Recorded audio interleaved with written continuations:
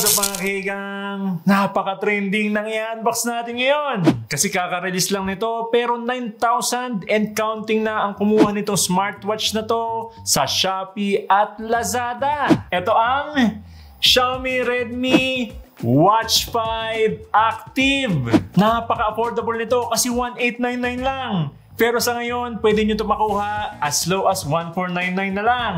Yung link nito, nasa pin comment lang sa baba. Okay mga kaigang, buksan natin dito sa taas. Slide lang natin, palabas. Ayun, nandito na kagad yung Redmi Watch 5 Active. Lagay muna natin dito. Tapos dito sa gilid, yan, magnetic charging cable. Tapos nandito rin yung manual. Yan. Okay, tabi muna natin to. Tanggalin natin sa plastic. You know, Apple Watch inspired yung design, 30 grams lang kaya napaka lightweight, tapos alloy na yung body. Laki din na screen nito, kita nyo naman. Bali mga kaigang, ito na mismo yung Redmi Watch 5 Active, alloy yung body niya, you know. Napaka solid ng build niya for its price. Tapos 2-inch yung screen niya, oh, laki. Tapos dito sa left side, yan, malinis. Dito naman sa right side, makita natin dito yung power button, tsaka yung speaker.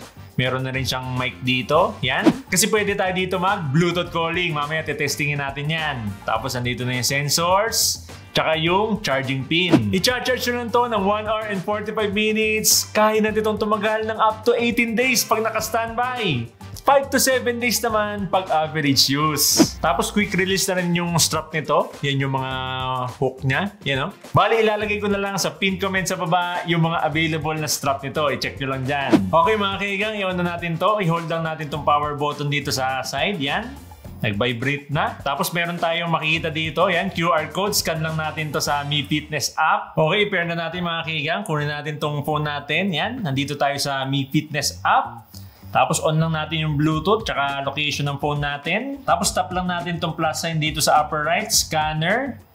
Scan lang natin tong QR code dito sa app.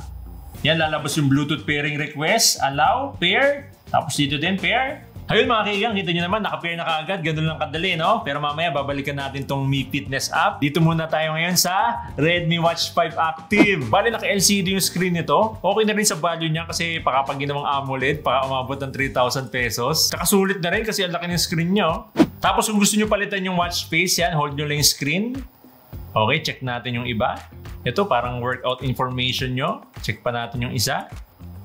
Ito, simple lang din, no? Okay, next. So, wala na. Tatlo lang yung default watch face dito. Pero yung nagustuhan ko dito sa default watch faces niya, pwede nyo i-customize yan. Hold nyo lang yung screen. Tapos, tap nyo yung edit. Pwede nyo palitan yung kulay. You know? Swipe lang kayo. Up and down. Okay, pili tayo. Try natin yung green. Yan. Tap natin tong check. You know, green now. Tapos yan, pag nag-swipe down naman tayo, dito natin makikita yung notifications. Tapos pag nag-swipe up tayo, dito natin makikita yung quick settings. Dito sa quick settings, familiar na kayo dyan kasi same lang din sa phone natin except dito sa raise to wake, tsaka yung clear water yan. Pag tinap nyo to, magbabibrate tsaka magbibip yung speaker niya para lumabas yung tubig. Tapos pag nag-swipe left or right naman kayo dito, makita nyo yung app widgets. Yan, nandito yung weather, sleep, workout, yung heart rate, blood oxygen, breathing, stress. Tapos yan, nandito na yung Amazon Alexa. Nakalagay dito na available on your account's region. Di ko lang alam kung bakit ganito yung nakalagay kasi available naman yung Amazon Alexa sa Google Play Store locally. Siguro hindi pa na-update ng Xiaomi to kasi bago pa lang naman tong Redmi Watch 5 Active. Sana sa next update, no? Pwede na to. Yan, tapos makita natin dito yung alarm, timer, tsaka yung Bluetooth music player. Bali, wala tong sariling storage. Yung Bluetooth music player dito, nagre-relay lang dun sa phone mo mismo. Tapos yan, back to home screen na ulit. So left or right lang, pwede nyo na ma-access yung widgets. Yan, infinite scroll na rin to. You know?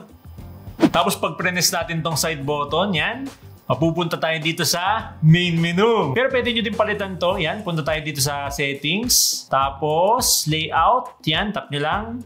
Tap nyo yung list. Yan, balik tayo. You know, naka-list view na. Yun, ang ganda ng interface nyo. Ito yung isa sa quality na hinahanap ko sa mga smartwatch. Napaka-optimize nitong Redmi Watch 5 Active. Oh, Nice! Since dito naman tayo sa main menu, check na rin natin yung mga apps niya. Yan, workouts, history, stats, heart rate. Yan, susubukan natin ito mamaya. Vitality score, blood oxygen, sleep, stress, breathing, weather, calendar, events, task, favorite contacts, phone. Yan, yung Bluetooth calling, Bluetooth music player, remote camera, alarm, focus, stopwatch, timer, world clock, find phone, flashlight, tsaka settings. Tingnan din natin yung workouts dito kasi meron na itong 140 plus workout modes. So meron itong outdoor running, walking, freestyle hiking, outdoor cycling, treadmill, jump rope. Tapos yan, kung bitin pa kayo dyan, meron pang more. Yan, iba't ibang category. Yan, 10 items sa outdoor activities, training, 40. Check na natin itong training yan. HIIT, yoga, indoor cycling, elliptical, rower, stair climber, stepper, spinning. Yan, dami oh. 40 plus yan. Tapos dito sa dance. Yan, square dancing, belly dancing, ballet, street dance, zumba, folk dance, jazz dance, dami pa dito, combat sports, meron din, boxing, wrestling, martial arts, tai chi, muay thai, yan, kompleto dito. Okay, itong ball sports, tennis, basketball, golf, soccer, volleyball, baseball, softball, American football, yan, nandito na rin. So, iba't ibang category ng mga sports dito, nandito na. Yan, dami oh. Pili lang kayo dyan, mga kaigang. So, wala lang itong built-in GPS or GNSS. So, kailangan mo pandalin yung phone mo kung gusto mo magkaroon ng access doon. Pero naka 580M or IPX8 water resistance na to. Kaya walang problema kahit mabasa. Okay ngayon mga kaigang, check naman natin itong Mi Fitness app. Available to sa iOS at Android. Dito sa Mi Fitness app, yan, pag tinap mo itong health, pakita mo yung health data mo dito. Yan, yung calories, steps, moving time, tapos sleep, heart rate, blood pressure, blood oxygen, weight, stress, tsaka yung vitality score. Tapos yan dito sa workouts, yan, pwede ka na mag-start ng exercise mo dito. Tapos dito sa device, yan, makita natin dito yung Redmi Watch 5 Active. Then dito sa manage band displays, pwede ka gumawa ng sarili mong watch face or mag-download ng watch face. Bali may mga naka-ready ng layout dito, yan, papalitan mo na lang ng picture. For example, ito, yan, minimal lang. Tapos lagay mo na lang yung picture mo dyan. Ganda rin ng mga layout niya. Naka-ready na. Oh. Ito, kitang-kita yung date. Ito, analog. You know, kayo na bahala kung ano yung gusto nyo layout dyan. Tapos palitan nyo na lang ng picture. Tapos yun nga, pwede ka rin mag-download dito ng watch face. Yan, pili lang kayo dyan. Dami dito. Nice. Okay, pili nga tayo. You know, bagay na bagay itong watch face na to sa Redmi Watch 5 Active. Laki kasi ng screen eh, oh. Ang angas, oh. Tapos dito sa notifications and calls, pwede ka mag-customize ng notifications dito. Pag nakasit sa mirror phone notifications, ibig sabihin, lahat ng notifications sa phone mo magpapakita din dito sa Redmi Watch 5 Active. Kaya mas nire-recommend ko na custom notifications lang. Yan, pili lang kayo kung ano yung gusto nyong app na mag-notify. Yan, for example, messages, yan, Facebook, Gmail. So, kayo na bahala dito mag-set mga kaigang. Lahat ng mga apps dito, nandito na. Tapos dito naman sa system, pwede nyong palitan yung arrangement ng mga apps dito, tsaka widgets. Yan, tap natin to widgets, for example. Yan, pwede nyo baguhin yung order dito. For example, yung mga heart rate, blood oxygen, gusto natin itaas. Yan. Kayo na bahala mag-customize dito, no? Ganon din sa layout ng main menu. Yan, yung mga apps dito sa main menu, pwede nyo ding baguhin, pwede nyo bawasan. Yan, for example, yung heart rate gusto natin sa pinakataas. You know? Tapos yung SpO2 or blood oxygen dito sa taas din. Yan, kayo na bahala dito kung ano yung trip nyo. Tapos yung isa pang maganda dito mga kaigang, yan, tap nyo itong profile. Tapos third party data. Pwede natin i-connect itong Mi Fitness app sa Zepp Life, Strava, Google Fit at Suunto. So yun na lahat ng features itong Mi Fitness app. Kita nyo naman mga kaigang, daming features, siksik, di ba? Pero napakadaling gamitin. Ngayon mga kaigang, isuot na natin itong Redmi Watch 5 Active. Yan. Yun. Tapos ito, lusot natin sa butas. At that. Nice. Oh, ha? Angas, oh. Ooh. Wow. Since auto natin tong Redmi Watch 5 Active, yan. Check na rin natin yung heart rate natin. Punta tayo dito sa heart rate. Yun, measuring. Ganda ng animation, no? Okay, hintayin lang natin mga kaibigan. So yan, lalabas dito yung current heart rate natin. Paiba-iba siya kasi real time to. Okay, nice. Punta naman tayo dito sa blood oxygen. Yan, may countdown pa.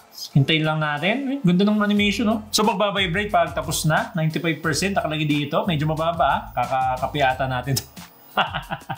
Okay, try nga natin pag hindi natin suot. Okay, try natin mag-measure. Yan, hindi natin suot. Patong lang natin dito. Yan, nag-vibrate. Tapos nakalagay tighten, watch strap, and try again. So yun, nakalagay dito, not wearing. Okay, nice. Okay, dito naman sa blood oxygen. Try nga natin kung mag-measure siya pag di natin suot. Cool dent measure, tighten watch strap. Okay, retry. Ayaw talaga.